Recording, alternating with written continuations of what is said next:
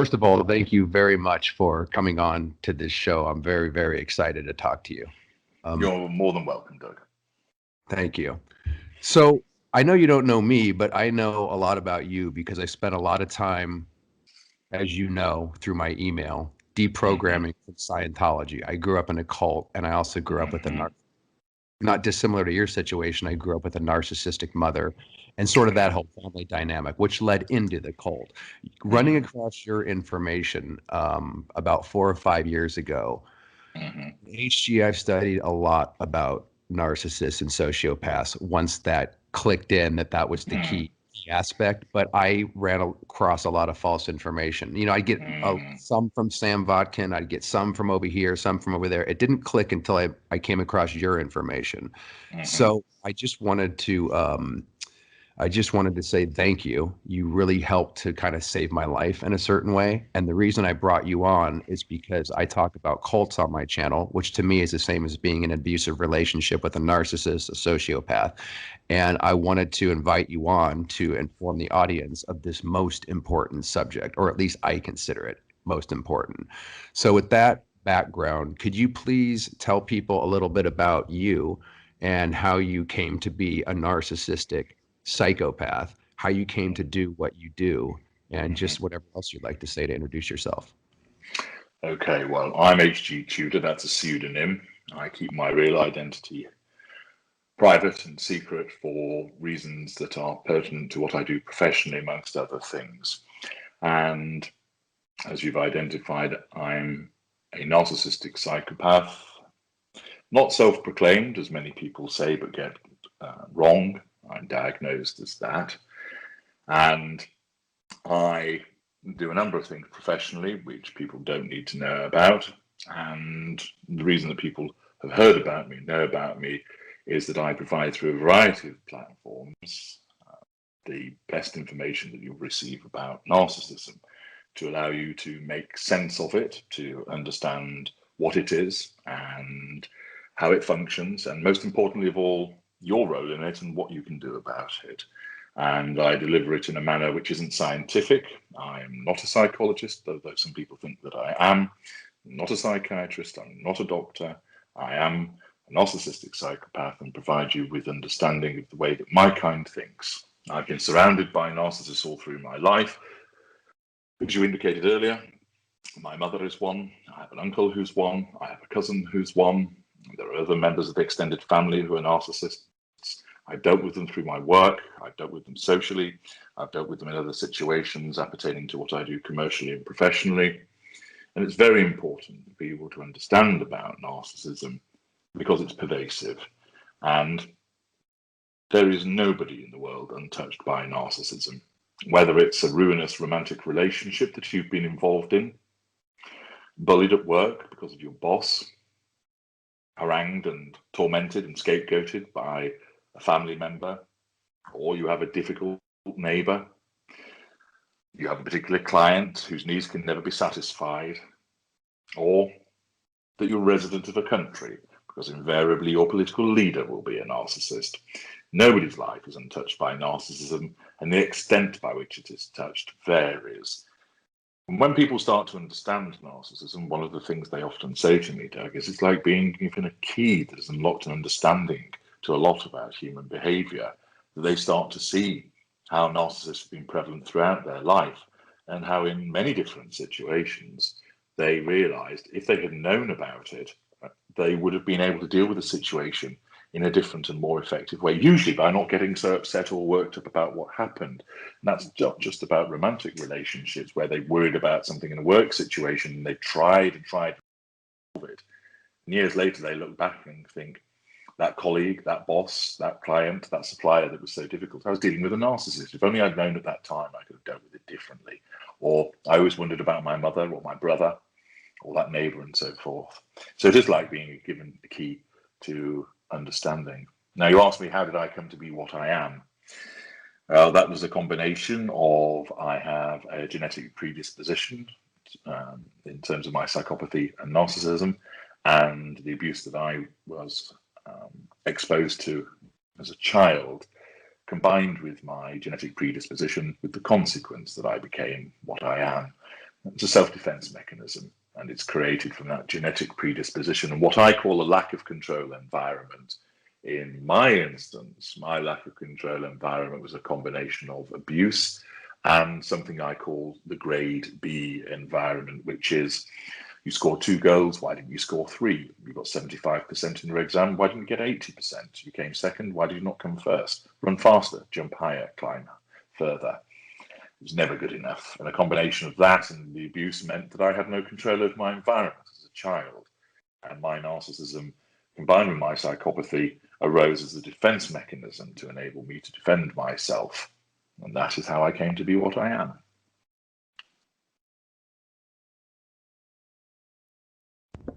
That was fascinating. We're only 5 minutes deep. Wow, I have like 10 questions just based off of that. Well, I guess that leads into my first question, HG. But before we get to that, just because I'm familiar with your work, but I'd like my audience to kind of be up to speed since they might be brand new to this. Okay. Could you please give a brief breakdown of the different cadres of narcissism and how you scale it as compared to all the different information that's out there that can get very confusing, and there's a lot of bullshit out there, and there's a lot of false information. I know you know that. So how do you break it all down? Okay. There is a lot of misinformation that's out there, unfortunately, as a consequence of the plethora of material that social media allows to be advanced. There are many people, well-intentioned, nevertheless, they get it wrong. You either have people who are victims of narcissists who want to share their experience, and that provides value to an extent, but as a crowded marketplace, and they're not really adding anything new. And they don't fully understand narcissism. Why would they? And moreover, they tend to propound existing myths about narcissists. And then you get some individuals who are of a scientific and medical background, and they will have an understanding, but they might not have experienced it. And as anybody who'll tell you, until you've been through it, you don't really get a handle on it. And those individuals tend to talk in more scientific and esoteric terms, which they may understand, but the audience does not, and therefore there's a failure of communication. My work is much more complete. There's plenty more I need to convey to people, and I provide you with the correct information, not the myths. So there's a lot of rubbish that's written about narcissism that's incomplete, inaccurate, and sometimes downright dangerous and misleading. Now, my classifications are by school and cadre. So I'll deal with the cadre first. There are 4 cadres: somatic, cerebral, elite, and victim. There are different traits and characteristics applicable to all of those cadres, and the cadres bolt onto the school. Not all of the cadres are applicable to all of the schools that I'm about to tell you about, but they generally appertain to most of them. And so in order to help people understand what they're dealing with, I provide those cadres which are a particular flavour of narcissist. So, for example, by way of conveying it, you'll have a somatic narcissist who will have traits appertaining to the fact that they'll have a preoccupation with money. Now, they might be very tight with that money, but they can still be somatic, or they might be very generous. They may be very good looking, or they think they're very good looking. They may be very body conscious or think that they've got a great body, but they're deluded. And that links into the nature of the school. And they're interested in going to fancy restaurants and being seen at the right places and nightclubs and bars and going on holiday and buying clothing and looking good. And they're often hypersexualized. And it might be they like a lot of sex in the sort of fairly narrow category, or they may have very wide-ranging sexual tastes which might border more towards what people describe as deviancy and degenerate behaviors. And so the somatic is the largest cadre that exists and has that whole different range. And there are different characteristics which appertain to cerebral, elite. Elite is a combination of somatic and cerebral, and then also the victim, narcissist cadre. So those are the cadres. They bolt onto the schools. I divide into essentially 4 schools with various sub-schools, 3 of those schools. So the schools are lesser, mid-range, greater, ultra. And then the sub-schools are lower lesser, middle lesser, upper lesser type A, upper lesser type B, lower mid-range, middle mid-range, type A and type B, upper mid-range, lower greater, middle greater, and upper greater. And I categorize in that way because there are so many different strands that appertain to narcissists. There are certain things that are in common from all of narcissists, i.e., we must have control, we must obtain fuel, we have no emotional empathy, and we manipulate. But then there are considerable differences. Some narcissists will use physical violence regularly, some will rarely do so at all. Some are aware of what they are, others have no awareness at all. Some are passive aggressive, some are aggressive. Some utilize charisma, others have none. Some have a low cognitive function, some have a high cognitive function. Some expose their behaviors by way of heated fury, rage, physical violence, destruction of physical property. Others exhibit cold, ignited fury, which is silent treatments, cold shouldering, glaring, sulking. And so I created these categories, this lexicon, to help people understand, because ordinarily the sort of common or garden understanding of a narcissist is an alpha male who eats what he kills, who fancies himself rotten, shags everything that moves, thinks that he's fantastic, stares at his reflection in the mirror for hours on end. Now, that's just for one type of narcissist. And most people, if you say, what's a narcissist, and they have any degree of understanding, if at all, go for what I've just explained. Oh, somebody who thinks really highly of himself, he thinks he's brilliant, they're really vain. That is one narrow aspect of the narcissist.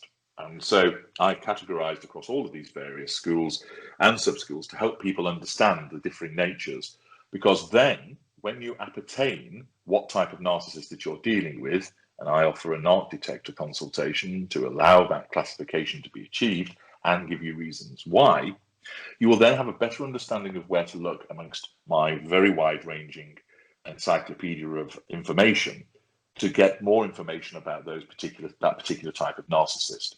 It also means you gain a lot of assurance because, again, there are so many myths propounded about our kind that people fall into traps.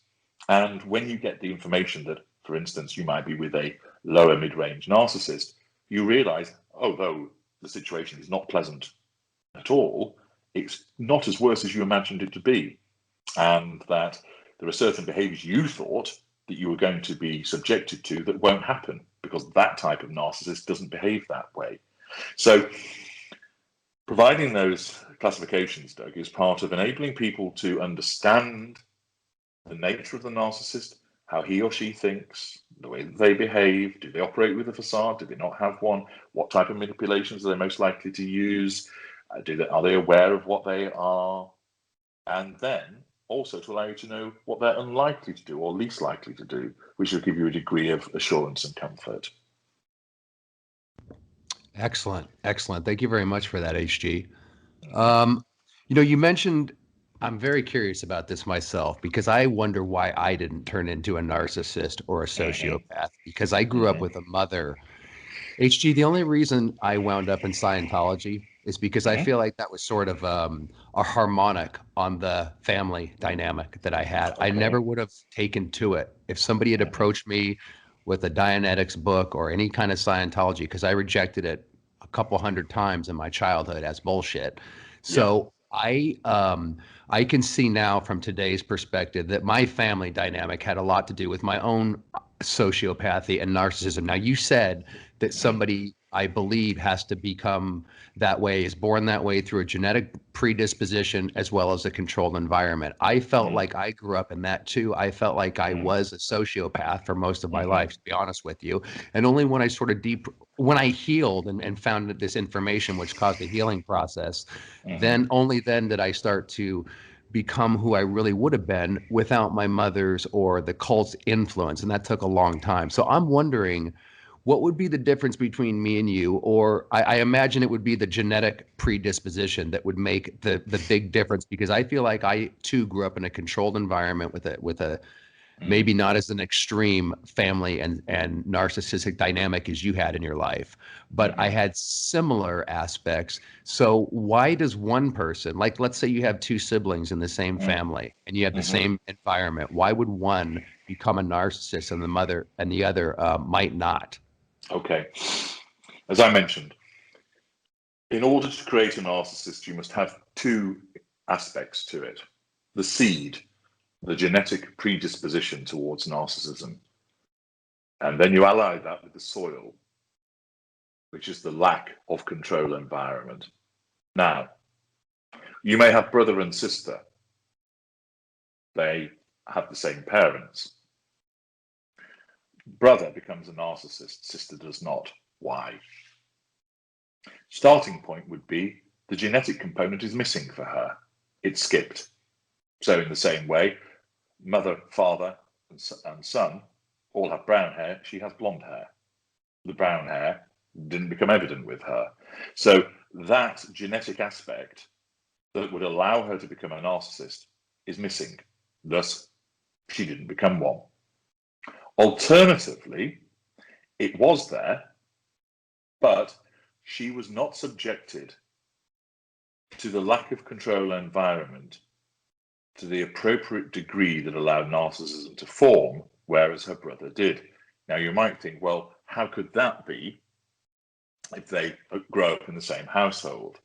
Well, my sister is an empath, she's codependent. My brother is an empath, and I'm a narcissistic psychopath. We grew up in the same household, and we are blood related in full. They didn't go down the path I did because either they skipped the genetic component, or, and I think this is more likely in my circumstances, or they didn't get exposed to the same lack of control environment that I did, even though we lived in the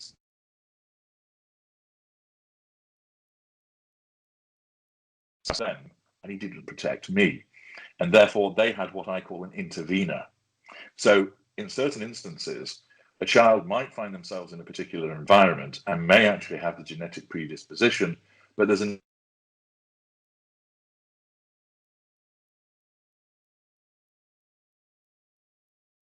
intervening factor which shields.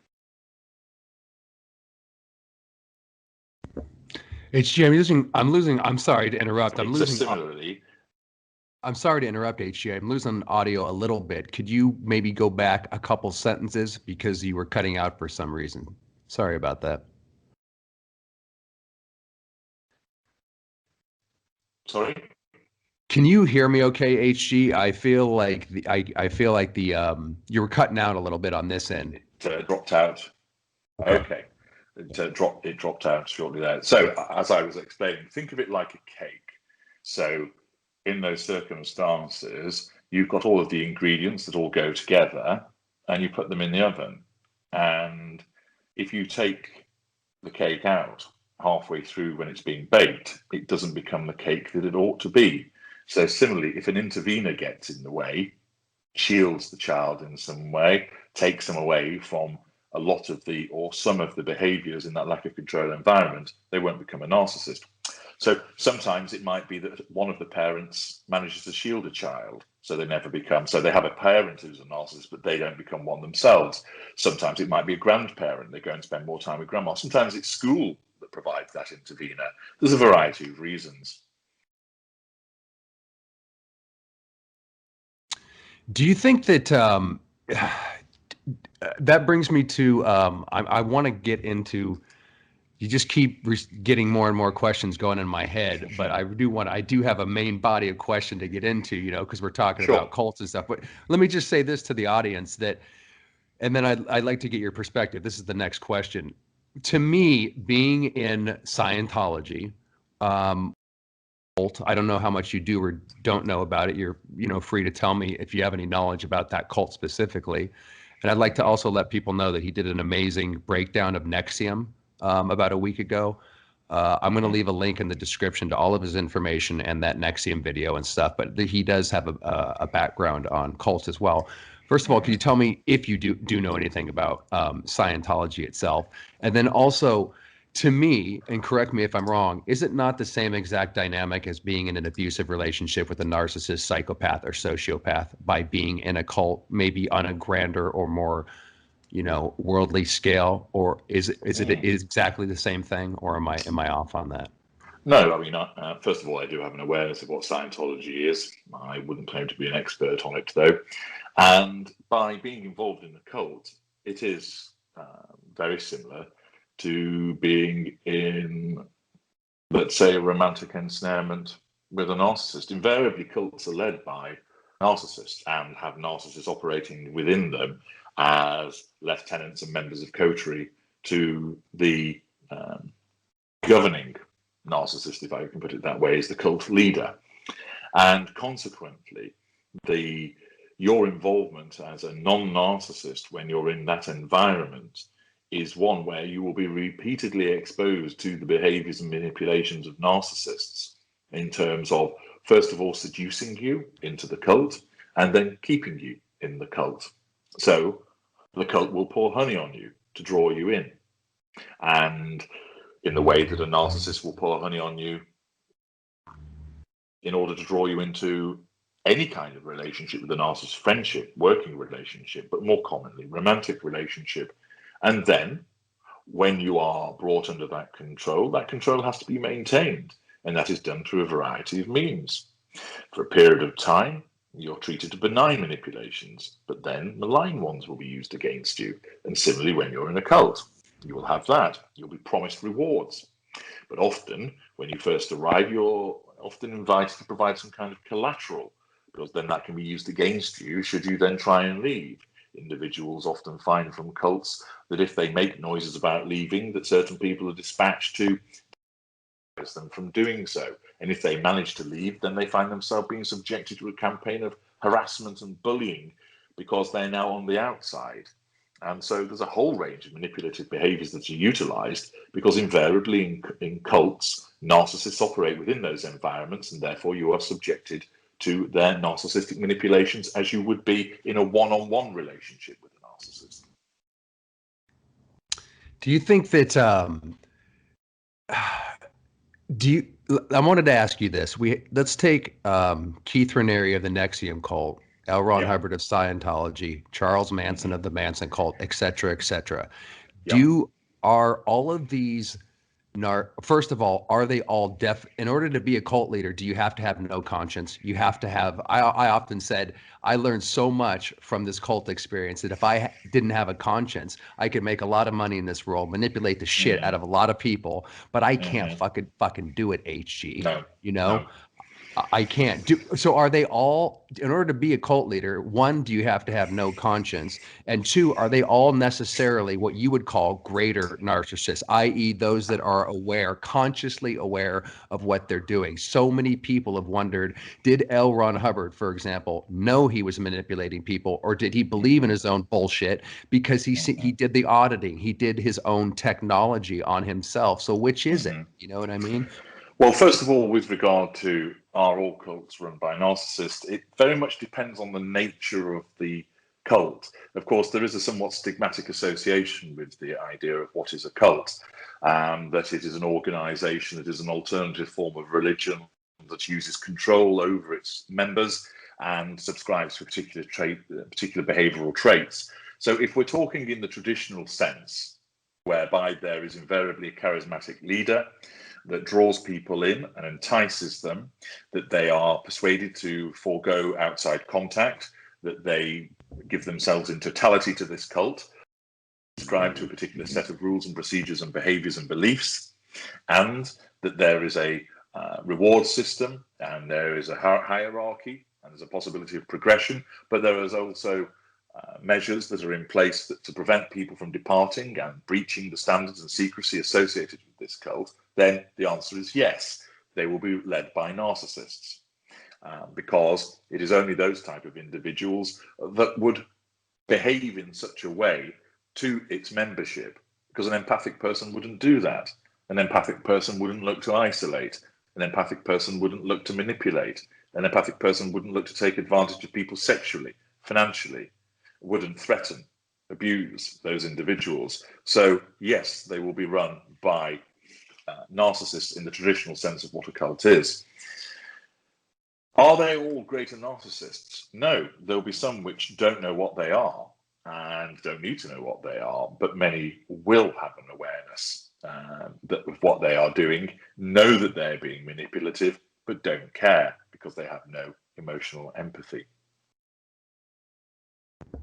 Excellent. Thank you. Do you think that this brings me to what my next question, which is we just had an election here. I call it a farce, but we just had an election, as you know, in the U.S. with Biden. Has there been an election? I would never have noticed. Yeah, I know. I know you guys don't get the news over there, and it's kind of low No, key, and they don't try to propagandize people's minds with that shit everywhere.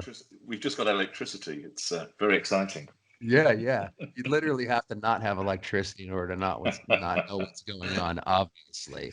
But man, I thought that video that you did on that break, if you guys don't know, this guy's absolutely fantastic at breaking down caricatures called Meghan Markle and what have you, and taking famous people and breaking them down as to whether or not they are not a narcissist.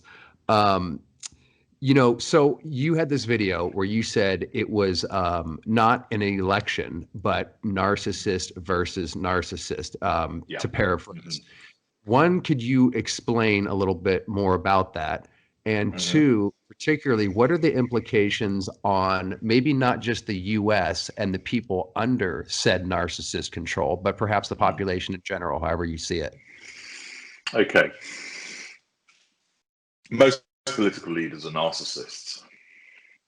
The reason for that is to get in that position, to have an unwavering conviction that you are right and other people are wrong, to be able to, in effect, suffer the slings and arrows of outrageous fortunes, as Hamlet said, to be able to tread on people, pull them off the ladder, to make what are often very difficult decisions, and that you don't see things in grey, lends itself to narcissists because of our worldview of you're either with me or you're against me, black or white. Now, it then becomes an environment which, in order to survive in it, you need to be a narcissist. If you're a non-narcissist, yes, there are non-narcissists that do survive and sometimes they're successful, but they tend to be the exception. So it's a particular viper's nest that draws our kind to it. And invariably, because of that, you get narcissists collide. And narcissists reside on the political right and the political left and the political centre. So, in the case of the recent presidential election, we've witnessed two narcissists colliding. And we witnessed them 4 years ago with Hillary Clinton and Donald Trump. Those were two narcissists colliding again there. And in most presidential elections, you see two narcissists colliding. And of course, we saw it in full-on crikey vision during the first televised debate, where there was this unedifying spectacle between two narcissists. And that's what I analysed in my video, When Narcissists Collide, Trump Against Biden. And you have two individuals who are, their foundation is the necessity of maintaining and achieving control over everybody else. And so each time Biden would say something, it would threaten Trump's control, so he would then fight back, which would then threaten Biden's control. And it's like a tennis match, it goes back and forth, back and forth. Threat to control, they have to contain it and then assert their own control. Now, certain narcissists do it in a very polished manner, statesman-like. Unfortunately, in that first presidential debate, which I analysed, statesmanship went straight out of the window, and it was more like a food fight. And so that analysis, I invite people to listen to it, or they can read about it on my blog, Knowing the Narcissist. It gives you a breakdown of the behaviours. And I emphasise, I never do these analyses from a point of view of whether the person is good or bad, because those are not objective considerations. But rather, is the person a narcissist or not? And in this instance, two narcissists, what happens when you get them in a debate together? What happens when they collide? Because it's useful to understand that, it's useful to understand it politically. And also, you will see it in families. Narcissists collide. Sometimes you see it in relationships. There are two narcissists that come together. Now, you ask me, what are the ramifications for the populace when their leader is a narcissist? Well, as I explained earlier on, most leaders are narcissists. And it very much depends upon the nature of the regime. If you are unfortunate enough to be living in a totalitarian one and you don't agree with the dogma of the leader, you'll probably find yourself rounded up in the night and carted off to some concentration camp style prison camp somewhere, and eking out a very unpleasant existence in the freezing northern wastes of somewhere, or some salt mines. In other instances, you may find yourself being subjected to libelous accusations in government-controlled press. In more democratized environments, you will find that certain leaders, if you accord with what their dogma is, what they stand for, then you will find them to be an effective leader because you have aligned behind them. If you don't, then you will find the individual odious, not persuading, and you've got a problem because what you want for your nation isn't being provided for by your leader. But that's democracy. The vote speaks, and if you don't agree, if the person you voted for hasn't been successful to secure the appropriate mandate, then you've got to suck it up and deal with it. But be under no illusion that any leader that is a narcissist, what they do is all about the United States of them and not for the good of the country. Sometimes those interests coincide because what the narcissist wants to achieve is also good for the country, but it's narcissist first, country second. Many people don't realize that. And that's a big, big thing not to realize, which leads into the next question, HG. Is this world set up, or shall we say, maybe it's not set up, but the narcissist makes it so? Do narcissistic people have more of a desire to seek positions of power, high positions of power in society? Will they be more likely to seek out control over other people and to seek to dominate? And is there any way to kind of maybe mitigate HG that or stop that? Because I know, and you know, the effect that has on those under them. So once they're in power or they step over everybody to get to the top, millions or billions of people could be subjected to that kind of effect of being in an abusive relationship with a narc mother, for example. So how would that be mitigated? Well, first of all, does that happen? And are positions of power mostly sought after by narcissists? Do they get to the top? And then how would you prevent that, mitigate it, or handle that in any way? Okay. Because we are created from the crucible of a lack of control environment, we become hypersensitive to the issue of control.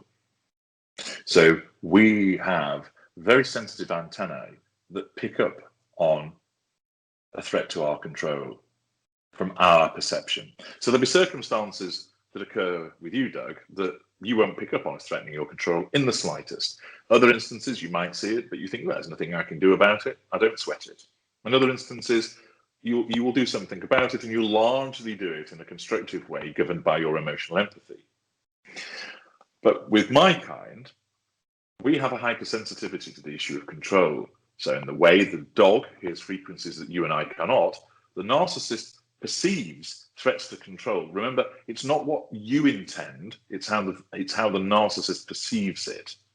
And therefore, because we must always control our environments and everybody in them, what better way to do that than become top dog, become president, become prime minister, become the CEO, become the head of a cult, become the captain of the team, become the principal of a school, become the patriarch in the family.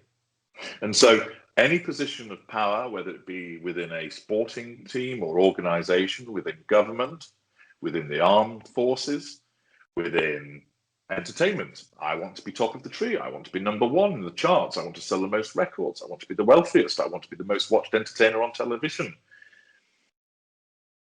The narcissist wants to get to the top, however you measure the top, because then that allows the narcissist to assert control.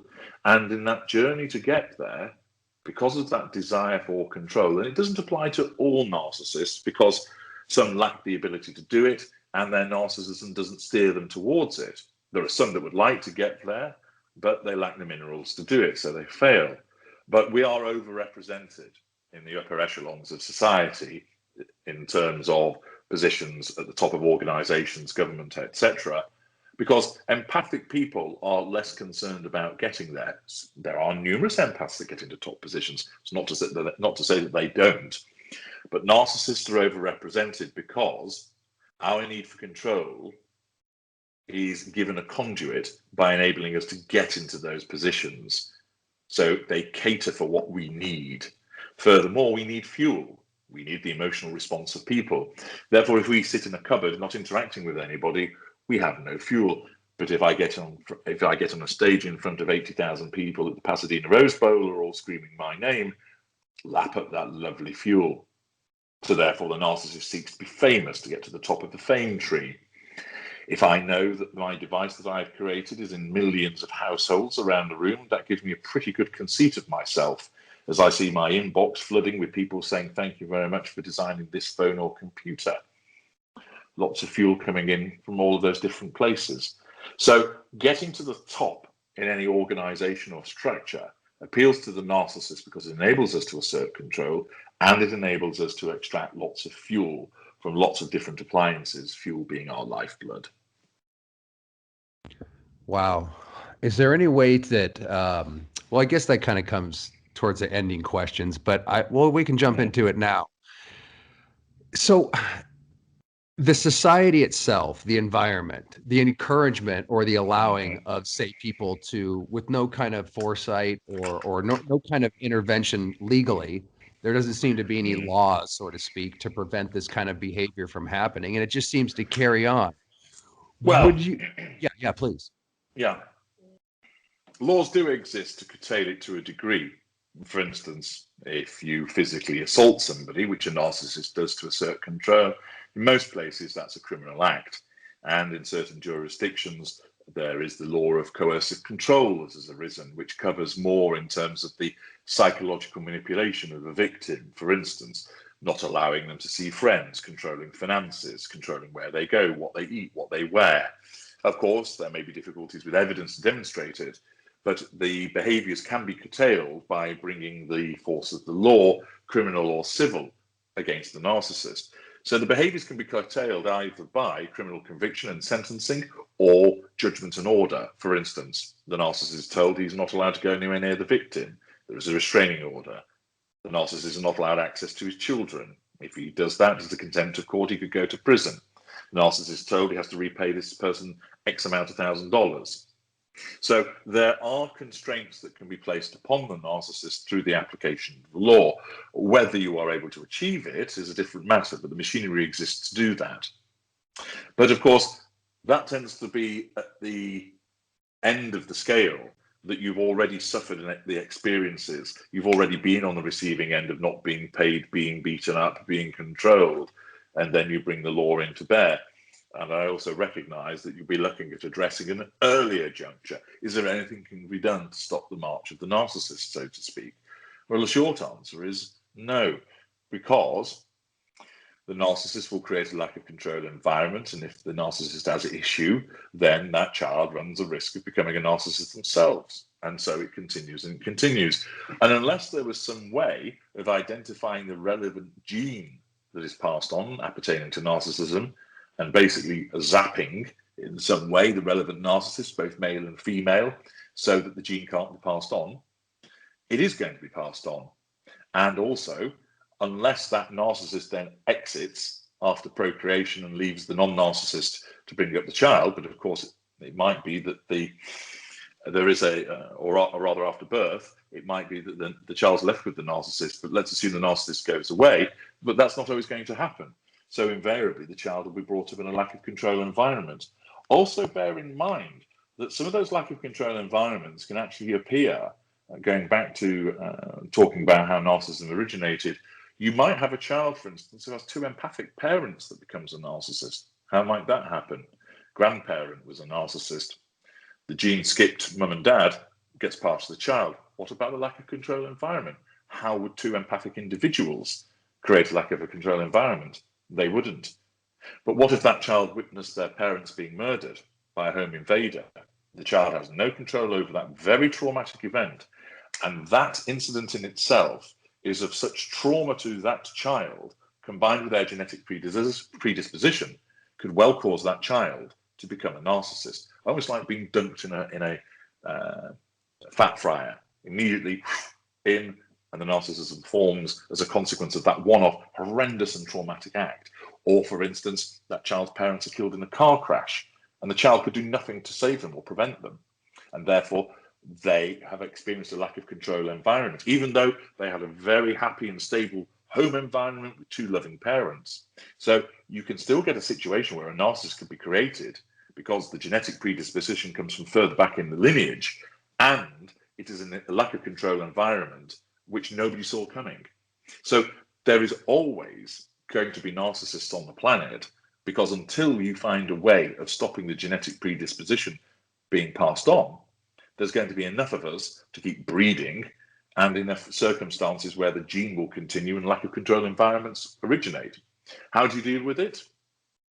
You learn to recognize what we are, and it's incumbent upon readers and listeners to be a huge part of this process. I'll give you the information, you have to spread it. And it starts with such things as getting rid of the ridiculous euphemisms that exist for our behavior. He's got an anger management problem. No, that's invariably a narcissist. She's high maintenance. No, you're dealing with a narcissist. He's a player. No, he's a narcissist. He suffers from sex addiction. No, he doesn't. He's a narcissist. There are too many terms that are used which cause people to think it's something less serious. Narcissism is a serious personality disorder. You ask any victim that's been on the receiving end if they don't think it's serious, and see what reaction you get. And accordingly, it's about spreading the information so more and more people recognize it at an early stage, and realizing the only thing that you can do about it is to protect yourself. Remove yourself from the influence of the narcissist. You apply no contact. Wow. I didn't know that a traumatic event in itself. I didn't know where trauma played into that. So you're saying that you could actually become a narcissist if you have, say, in early childhood, just a super traumatic event, and you had the disposition, the genetic That's predisposition. Right. That's incredible. So for most narcissists, the formation is like a slow cooker, if you will. So you have that genetic predisposition, you're exposed to an environment of abuse or of neglect, or a gilded environment where everything's done for you and you're told that you're wonderful and you're brilliant. It's all about not having control. And then the narcissism jumps in like an autopilot. It's created as a self-defense mechanism to help that child cope, because they're not able to. They have no control. So the narcissism then starts to give them some form of control by shielding them from what is happening, by giving them a set of coping mechanisms. Now, of course, they're not particularly pleasant coping mechanisms for those who are the recipients. But guess what? The narcissist doesn't care, because the narcissist has no emotional empathy, conscience, remorse, or guilt. Right. And of course, doesn't realize what they are in most instances. And so in some occasions, however, rather than being this sort of slow cooker approach, a one-off, very traumatic incident. So take again a child who's got empathic parents but is raped by a childminder. That could, combined with a genetic predisposition, that could be sufficient to cause that child to become a narcissist. I'm not saying that in every instance it will, but it could, because you have a lack of control environment that is so deep, wounding and horrendous to that child, that the narcissism is created as a self-defense mechanism to it. So you get the sort of slow cooker version, or the deep fat fryer, to continue the food analogy. Wow, man, this is like blowing my mind. We only have 15 more minutes, man. I have so many Mm-hmm. questions. Okay, let me see if I could. All right, let me see if I can narrow this down to the three Mm-hmm. questions that I need to ask you. One of them that I want to ask is, L. Ron Hubbard and some of these cult Mm-hmm. leaders he was an expert hypnotist and he was schooled in Okay. NLP, neuro linguistic programming, the occult. Mm-hmm. In other words, he had all sorts of mind control tools, for lack of a better term, that Sure. he studied in order to be able to control people. How much is unconscious by the narcissist? How much will they go out and consciously try to grab tools about how to control people? Or does it all just come naturally? Because when I was studying L. Ron Hubbard, I thought he was unique, but then I realized the narcissists have a frickin' playbook that they all play out of, as you know, Mm-hmm. and it's the Mm-hmm. same goddamn thing over and over Mm-hmm. again. So how Okay. much in a situation like L. Ron Hubbard would he go out and consciously learn the occult, learn how to be a hypnotist and all that shit, or does that just come naturally, or do they Well, not incorporate those at all? it depends on what type of narcissist he is, and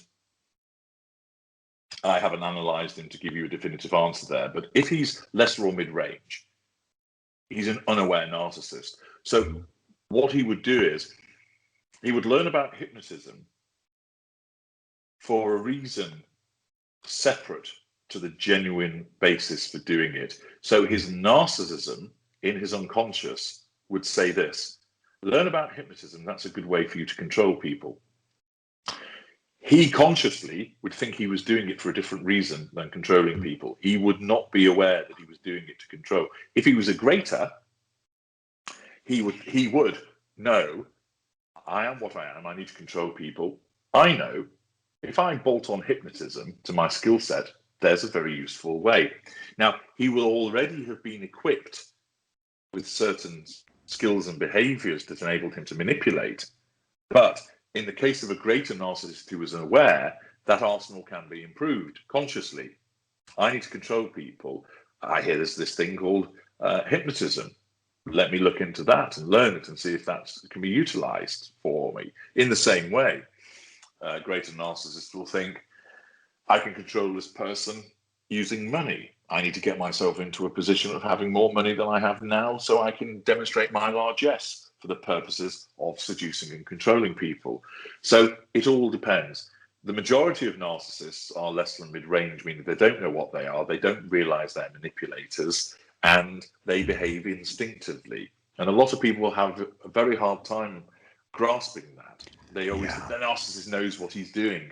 They don't, because it right. has to be a fast and instantaneous self-defense mechanism. As I'm talking to you now, if you heard a loud bang go, you'd shrink down, you'd make yourself small. If you heard what you thought was gunfire, you would drop down, you'd make yourself small so you wouldn't be hurt or killed. What you wouldn't do is this. What's that noise? Sounds like gunfire. Yeah, that means there might be bullets whizzing through the air. What should I do? I know I'll make myself small because then I won't be injured. Sounds like a good idea. Oh dear, I've just been shot. Why? You were too slow. You Right. can't think about it. And the bulk of narcissists don't have the inherent function to be able to calculate. They're not good enough at doing it. So it has to be instantaneous and instinctive. They do it without thinking because they have to get control straight away. They can't stand there going, okay, so this lady is accusing me of having an affair. That means she's challenging my control. Well, I don't like that because I have to have control because, after all, I am a narcissist. So how can I get control over her? Well, I suppose one method of doing it is if I slap her, she'll cry now, and then that means that I've got control over her. I've stopped her accusations, and she's crying as a direct consequence of what I have done. I've got control. I think I'll do that. It's too late. It's too slow. She's already ripped control away from him. So the mid-range narcissist, let's say lower mid-range, he would just go bomb and slap her without thinking about it. And of course, in his mind, the reason he did it was she was being a mouthy bitch. The real reason he did it was because he needed to assert control over her, but he doesn't know it. The greater narcissist knows that he needs control and is able to apply it very quickly because of the speed of response that he naturally has. And he has an awareness of that and is able to select the appropriate manipulation. And in that example, he is highly unlikely to slap the lady And instead he's more likely to roll out charm and say, no, look, calm down. What's all this silliness about an affair? Why don't you sit down next to me and that's it. Let me dry your tears. Let's get to the bottom of all of this. And come on, Matthew, you're being awfully silly, aren't you? Come on, there we are. There, that's better. A bit of a smile from you now, isn't it? That's what we like to see. And he starts laying on the charm and he's pleasant. Right. He says, can you tell me about this affair? What is it I'm meant to have done? I mean, really, do you think I do that out of, my little puddikins here that I love so much? Oh, come on, and deals with it that way rather than slapping. And he knows in his head, because he goes like this: control, being threatened, turn on charm. He does it not instinctively, but his speed of thought is so much more effective than that of the lesser and mid-range. And he knows, he sat there laughing inside. Yeah, I know I've had an affair, and this is all just sugarcoating to get her to shut up, so I've got control, but I'll do it because it entertains me, because I enjoy playing with people. The lesser and mid-range don't think that way. They have an honest belief in what they're doing. They don't see that they have done anything wrong. A greater narcissist knows that he's done wrong, but doesn't care. The lesser and mid-range, they're incapable of seeing it. They're blinded to it by their narcissism. And people, understandably, have a tough time getting their heads around that. Not because they're stupid, it just seems such an alien concept to them. The reason being is, of course, non-narcissists are aware of when they are being manipulative. So what happens is they assume, honestly but incorrectly, that the narcissist must know that he's being manipulated, because if they know that they're being manipulated, surely the narcissist knows. And it isn't. It's because we have a different perspective. That's such a good point you bring up. And because I felt like I got as close to sociopathy as I could, as close to L. Ron Hubbard or my mother as I could without falling prey. So I realized by that process that I did have a conscience by getting out of it. But that's very, very true, that people in general, like you said, unless you're a greater or as yourself, an ultra, you would not be aware. And it's literally two different perspectives. It's almost two different people. It is. HG, this lack of understanding by, say, the general population of this unbelievably important subject called narcissism, don't you think it happens mostly simply because unless you've experienced it, you can't appreciate what some of the stuff you're talking about. You can't understand that it's two different people, man. It is to an extent, but remember, many people have experienced it, but they don't realize what it is. Going back to the point that I made earlier on, because they just think, oh, he's just an asshole. No, actually, that was a narcissist you were dealing with. Or he's like a dog with six sticks. He's always banging the women. No, that's a narcissist that you're dealing with. Empathic people make mistakes, but they don't habitually engage in a pattern of behavior which is controlling and abusive. And that's the distinction. You see, you were talking about how you felt that you sailed close to sociopathy. Now, what I suspect happened with you is that you're likely to be an empathic individual, hence you were drawn on by these narcissists into the cult. And when that happened, you were subjected to an external stressor, namely the mind washing, the brainwashing behaviors of this cult. And that pushed down your emotional empathy, which meant that your more narcissistic traits came to the fore, causing you to behave in a particular way. And then when you extracted yourself from the cult, your emotional empathy came back because the external stressor had gone. That's exactly what happened. Thank you for diagnosing me. And, I went to several psychologists, and that one sentence was more helpful than all of those sessions combined. HG, as we end off here, I have so many questions to ask you. God damn it! I wish I could have gotten to more of it, but you can. I'll come back on another occasion. That's how we deal with that. Thank you so much, man. I can't thank you enough for coming on here to begin with. I can't believe I'm actually talking to you right now, to be honest. Anyways, I'm sure you get that a lot. Anyways, so let me ask you this, HG, to conclude. If people became more aware of narcissism, like you said, and like I understand myself, you just dismiss of an asshole. I can't tell you how many times I would tell friends or try to tell them, look, you're in a dangerous situation. You don't even understand what you're dealing with. Oh, no, he's just this. Oh, no, he's just that. They don't freaking get the significance of it unless maybe it really impacts upon them and they learn about it. So what do you think? How do you think we could actually educate the population about this unbelievably important subject? And what do you think the world could or would look like if, say, maybe not a majority, but a good portion of the population actually understood the ramifications of this subject that we're talking about? How would Well, things be different? it's a huge undertaking, because first of all, you'd have to ensure that the correct information is being provided, which means that you need to get rid of the charlatans. Right. And of course, you just ask any doctor, and he will point to the sort of quack doctors that come out with these various ways of, let's say, treating rheumatism. And you'll have conventional medicine, which suggests a way of dealing with it, and then you'll have alternatives.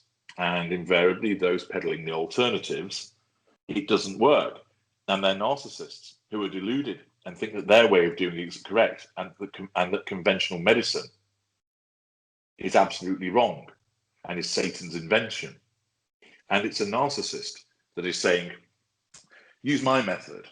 If you rub beetroot on the rheumatic area and then walk 3 times with the shins around a lightning blasted oak, your rheumatism will go away. And they have utter conviction in that because they're a narcissist. Now, I'm not saying that anybody who involves themselves in alternative medicine is automatically a narcissist, but certain ones exist there. And the problem, and similarly, when talking about narcissism, there are actually a lot of mid-range narcissists that operate YouTube channels and blogs talking about narcissism, thinking they are a victim when they are not. And what they do is they continue to provide information which is incomplete and misleading. And you have to get rid of those people and allow the people that do understand it, of which there are a number as well, to allow them to be able to explain it. So you need to clear away the nonsense first. And as part of that, you need to get rid of nonsense ideas such as this concept of twin flames. That's the narcissistic dynamic, but it's dressed up as something romantic. You need to get rid of these so-called relationship gurus and dating coaches, the pickup artists. They are either narcissists advocating the narcissistic dynamic but don't know it, or individuals who completely miss it. I spent an afternoon a few years ago going around on the internet looking at certain sites for so-called relationship gurus, agony aunts and the like. And I read time after time after time from people who were describing being caught in a narcissistic dynamic. And what did the answers come back as? Take my leaflet on how to love him better. No, you've just told somebody who's in the grip of a narcissist to carry on being with a narcissist. You are an epsilon semi-moron for putting forward that concept. And in each instance, there were many, many incidences of people being involved with narcissists, and these so-called experts couldn't spot it. You need to get rid of all of them. How do you do that? Well, you could try a purge, but invariably what you need to do is give greater prominence to the accurate information so that people turn and think, I'm not listening to that. That's rubbish. So the accurate information needs to be given more prominence. The inaccurate, misleading, euphemistic nonsense will then be less relied on and goes into a death spiral. You also need to ensure that the people who are coming up behind, namely children, are educated about this in some form, in some kind of, I don't know, citizenship class in school, because they will have been involved with narcissists, possibly a parent. They will start to form romantic relationships. And these people who find themselves in the grip of a narcissist when they're 16, 17, 18, they already become ensnared and a pattern is being created, and they need to see those red flags at that early juncture. So rather than just think, he's blowing hot and cold with me, you know, what's that all about? Is he playing hard to get? Actually, that individual is a narcissist. And I make the very clear point that you can't say that somebody is a narcissist based on just one set of behavior. You need to look at a range of behavior over time and a pattern. So just saying, oh, he never answers my calls, that doesn't mean that person's a narcissist. It raises a possibility they are, because that's an indicator. You need to look at more behaviors, and it's important to stress that point, because otherwise people start going around and saying, oh, he talks about himself all the time, he must be a narcissist. No, that's just an indicator, and there may be no other indicators, therefore he isn't a narcissist, or it was a one-off occasion that he talked about himself, and you can't draw anything from that. So it's important. But in terms of making a change, it's basically ensuring the correct information is given the greatest prominence and platform that it possibly can, getting rid of the charlatans, discrediting them, and causing them to go into a death spiral so people don't rely on them because they realize that they're talking nonsense and they're not calling it what it is, and that ensuring that people are properly educated in a manner which is more widespread so that they realize these danger signs. For instance, within domestic violence, narcissism is never mentioned or rarely mentioned, yet it's prevalent because the narcissist is an abuser, where it's happening habitually and in a pattern. A one-off incident, that doesn't mean that that person's a narcissist. There might have been an external stress, a drink, redundancy, bereavement, they've lost it and they've lashed out at their partner. Regrettable as that is, that doesn't necessarily mean that person is a narcissist, but if it's happening habitually, there's a pattern of behavior there, that demonstrates a lack of emotional empathy and a need to control, a sense of entitlement to treat that person that way, a lack of accountability for one's behavior, a haughtiness in the way that that person's being dealt with, believing that they are above that person, that they're superior and special, all the hallmarks of a narcissist. First of all, thank you for being a massive educator on this subject. Like I said, You're very welcome. You're the only source that I've run across that actually just put all the pieces of the puzzle together. I have so much more to ask you, HG, but we're on the hour. And I just wanted to say again, thank you very much for coming on. And could you please tell people some of the services that you provide? I believe you do consultations, you have books, you have endless videos on your incredible, I very much encourage people to go check out. HG doesn't know me. He's not, he doesn't know me in any way. I'm promoting him because he helped me out personally and he doesn't even know that. So please go check out his videos, especially if you are curious about what we're talking about, or you suspect you might be in an abusive relationship with a narcissist, or you just want to know more about this, this is the guy's information where you can skip a lot of heartache and a lot of problems and just go get it straight from the source. So could you please tell people where they could find you and about what you offer? Certainly. If you search for NARC site, NARCSITE.com, you'll find my blog, Knowing the Narcissist, and there are hundreds of free articles there that you can read. It also has links in the menu bar to the Knowledge Vault, where there are over 240 other products which range in price that you can purchase to give you unrivaled information, practical tips and understanding about other aspects of narcissism, including very helpful assistance packages to deal with situations like divorce and co-parenting and protecting your children. I offer a narc detector service so that you can ascertain whether you're dealing with a narcissist. You can speak to me through an audio consultation. All of this can be found in the menu bar at my blog. You can find me on YouTube under HG Tudor, Knowing the Narcissist, the Ultra. And there are an increasing number of videos there that are added to on a daily basis. Find very informative, educational, and at times entertaining. I'm on Twitter and Instagram also, and also Facebook. But the two main places to go to are my blog, narcsite.com, which is Knowing the Narcissist, or on YouTube. And you will see all of the services in the menu bar there. And have a look at all of the testimonials and the comments, which demonstrate the massive range of help that people have got from me. I can attest to that. Again, thank you so much for coming on here and giving me the pleasure of talking to you. It has been a real pleasure. Thank you very much.